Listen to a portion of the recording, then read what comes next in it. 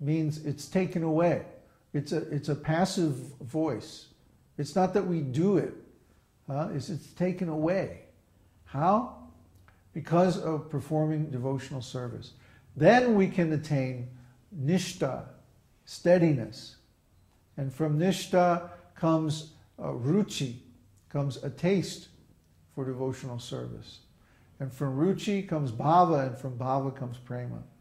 Like that. These are the higher and higher stages. So everybody has to go through these stages. It cannot be rushed. It's just like when you plant a seed, the seed has to sprout, has to germinate, and then it has to grow. And then when it's small, it has to be protected. And then it has to water and fertilize and take the weeds away. And so many stages that it goes through, and gradually it grows up and up and up and becomes a tree, a sapling. And eventually it gets blossoms.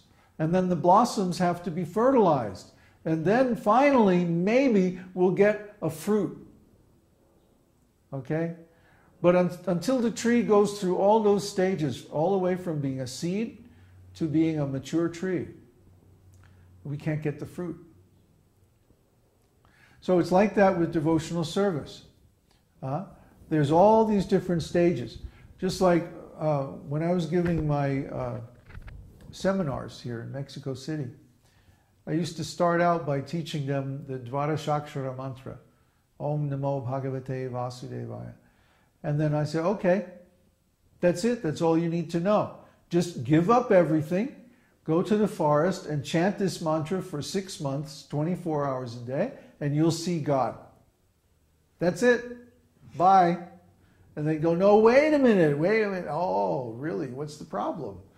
Well, the problem is they're not at that stage of spiritual maturity where they can just do that. Their faith is not mature. And it can't be forced. There's nothing you can do to force that little seedling to bloom and create fruit. The seedling has to go through so many stages, so many years before it matures. I was just thinking about this morning, and how the time involved in going through the stages of devotional service is absolutely necessary. Just like the time involved in raising that tree from a seedling all the way to a mature tree is necessary for it to create the fruit. I don't think that process can be rushed artificially.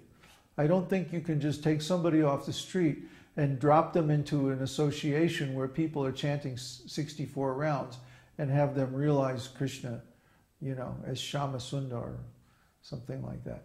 There's an enormous amount of ontological education, of transformation, of cleansing the heart.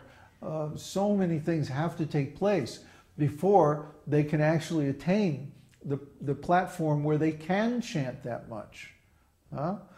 I'm trying to make it simple, but you'll find that if you try to perform this process prematurely, you won't be able to do it.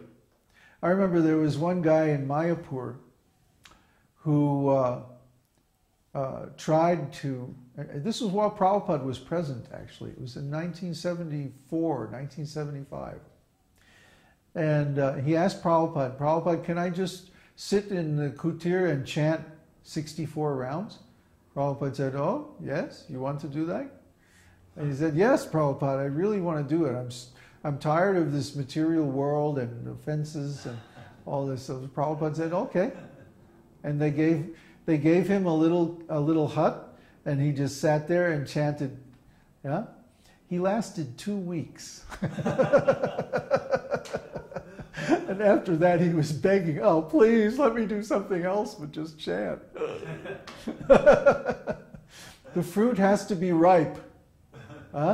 Before you can pick it and taste it, very sweet taste. The fruit has to be ripe. And you can't rush that. You can't hurry it. It's not an artificial thing that you can do, Just point some ray at it or something and zzz, then it becomes ripe. No. So we have to have the patience and the perseverance to go through these different stages. And we also have to know those stages are there and what their symptoms are. And then we have to be willing to go through them. We have to be willing to pay our dues. This is not something you can get artificially. Yes, the process is basically simple, but it's not easy. That's why people do this for, a couple of years and then they give up on it and go away, do something else. Or, just a couple of months, like Maya does.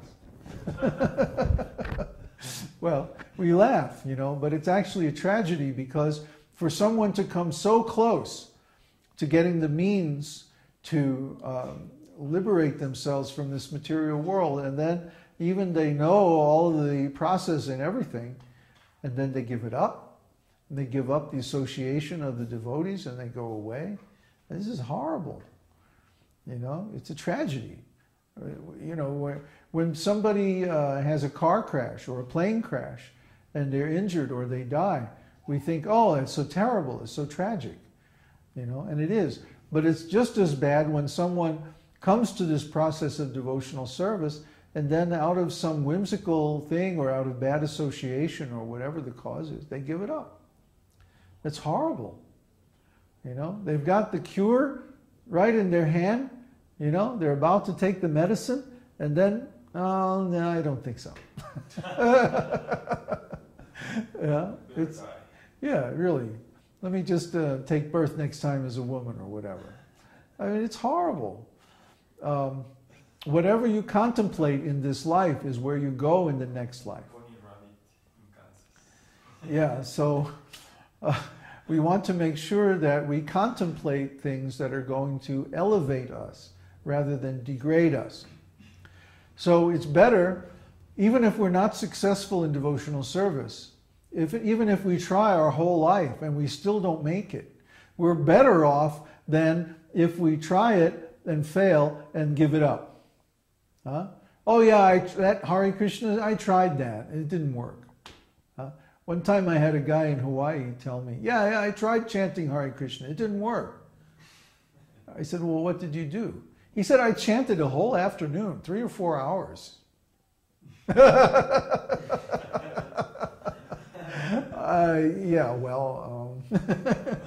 It's almost useless to try to explain to somebody like that, well, it might take your whole life, or maybe a couple of lifetimes to work. It depends on you.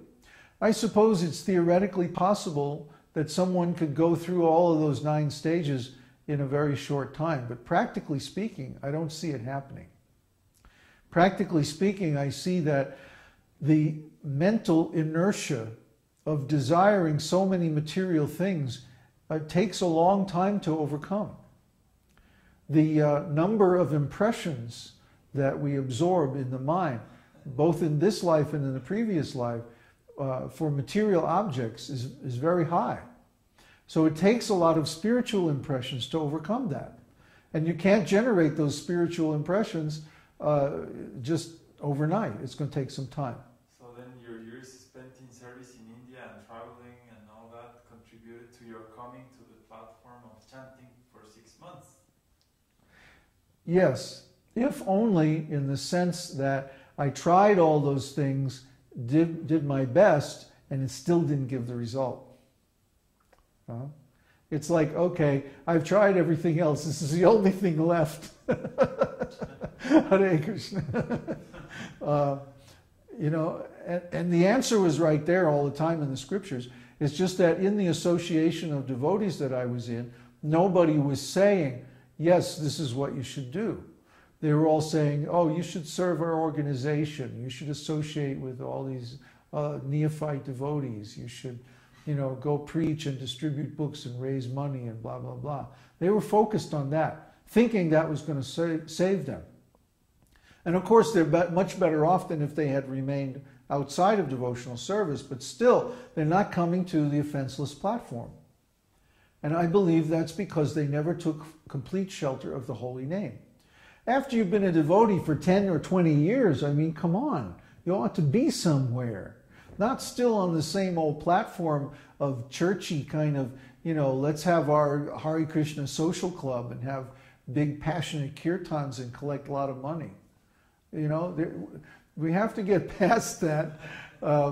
We have to get past that point to the point of where it becomes a very serious personal cultivation that we ourselves should desire, not just because we're in association with other people, but because we ourselves desire to transcend this material world. So, yes, I think those were all contributing causes, but the real cause was that I did all these things that you're supposed to do and it didn't work. So what's left? Only chant the holy name. Maybe if I had done that in the beginning, I would have attained sooner, but who can say? We don't have enough data. We don't have enough examples of people who have tried it. So that's